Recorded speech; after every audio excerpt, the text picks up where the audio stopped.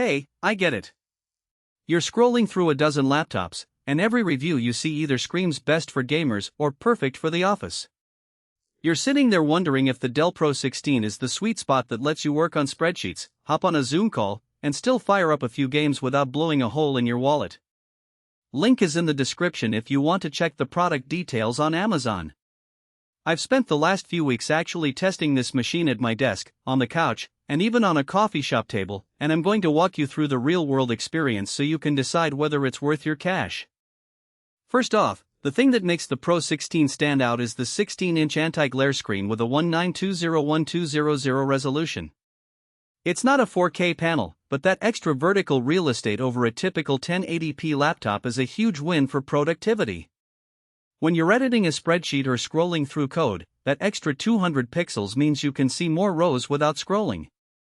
In a gaming context, the panel's 120Hz refresh rate, actually 60Hz, but the higher vertical resolution gives a decent, jitter-free experience for titles that don't demand ultra-high frame rates. I tried a mix of indie titles like Hades and a more demanding AAA game, Shadow of the Tomb Raider, at medium settings. The game ran smoothly enough to be enjoyable, though you'll notice a dip in frame rates during the most intense firefights. If you're okay with turning down a few graphical settings to keep the experience fluid, this display will feel crisp and clear without the glossy shine that hurts your eyes after a few hours. Now let's talk about the heart of the machine, a 10-core Intel 12th Gen processor that can boost up to 5.0 GHz. On paper, that sounds like a beast, and in practice it delivers solid, sustained performance for day-to-day tasks and moderate gaming. When I ran a benchmark suite that simulates a heavy office workflow, multiple Chrome tabs, a Word document, a virtual machine in the background, the CPU never hit the thermal throttling wall. In gaming, however, the lack of a dedicated GPU becomes apparent. The integrated Intel Iris Xe graphics can handle most esports titles at high settings, but when you push a modern, texture-heavy game, you'll be forced into low-medium settings just to stay above 30 frames per second. So, if you're looking for a laptop that can run Cyberpunk 2077 on ultra settings, you'll be disappointed. But for someone who plays Fortnite, League of Legends, or Valorant and occasionally dabbles in less demanding titles, it's more than enough. Heat and fan noise are two topics that keep popping up in every laptop conversation.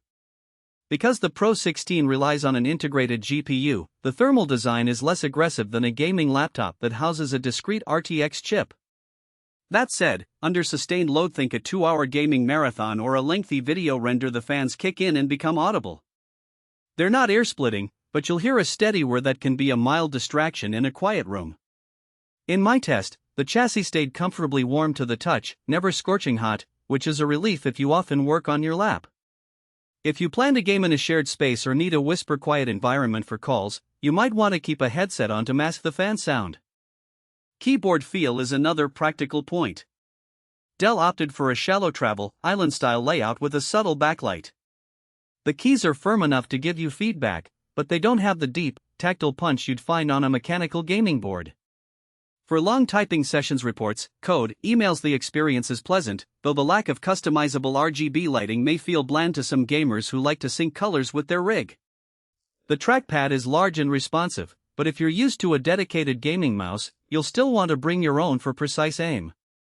Battery life is where the compromises become evident. The 86Wh cell powers the laptop for about 6 to 7 hours of mixed usage, browsing, office apps, a bit of streaming. Throw a game into the mix, and you're looking at roughly 3 hours before the charger clicks in. That's the trade-off you get with a high-performance CPU and a bright, high-resolution screen. If you need a machine that lasts an entire workday without charging and you're okay with modest gaming sessions on the couch, the battery is acceptable. If you're a digital nomad who expects 8+ hours of unplug,